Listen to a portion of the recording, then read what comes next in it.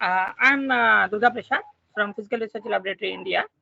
Uh, so now we have the renewed interest in the exploration of the moon.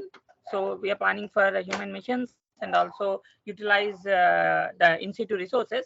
So in this aspect, actually, we have done some work to carry out in-depth laboratory analysis. So we are doing several activities, but I'll just present only one such activity where we try to understand the thermophysical behavior of lunar analogues under a custom developed system which can simulate the lunar conditions. So why it is important? Because we know that the thermal response of lunar surface to solar insolation has a direct dependence on the surface thermophysical properties, and it is very important to understand the heat exchange between the surface and the subsurface. So one of the important aspect, given the vacuum nature of the moon, so the distribution, arrangement, and compaction of particles substantially change the porosity, and that plays a very dominant role in the heat transfer. So this is actually, I would say that it's a least understood aspect due to lack of sufficient experimental data.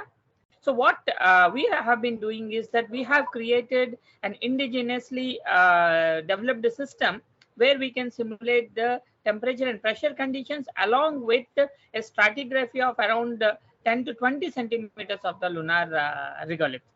So you can see the left hand side figure where this is a small system which we have developed in-house, and then this is the sample system where we can put the sample and also carry out all the thermophysical properties at the same time under the same conditions for different permutations and combinations. It is, I can say that it's a unique setup for carrying out such studies within the soil strata of the moon.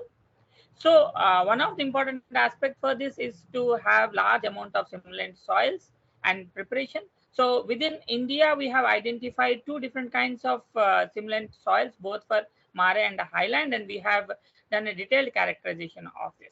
So we have done several activities using these simulant soils, but one of the results which I wanted to present in this paper and highlight is that whatever we do under laboratory conditions may not be suitable one-to-one, which has already been reported earlier, but no detailed studies are available. So this is one of the plot which shows two different kind of simulant soils. If you look at their thermal conductivity, on an average, they are the same, the bulk thermal conductivity.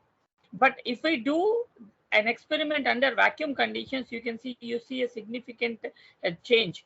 And this is particularly because of, although the bulk thermal conductivity is the change, the arrangement and compaction of the particles play a dominant role, and they behave differently for the Mare simulant and the Highland simulant, thus giving this kind of behavior. So we cannot just go with bulk thermal conductivity, but we have to look out the effect of vacuum as well as role of interstitial pore fluids when deriving the inferences from the in situ data or for doing any futuristic experiments. So this is one of the results of our experiments which we have carried out. This work is going on, and we expect to get much more important results which can pave a way for future lunar and ISRO activities.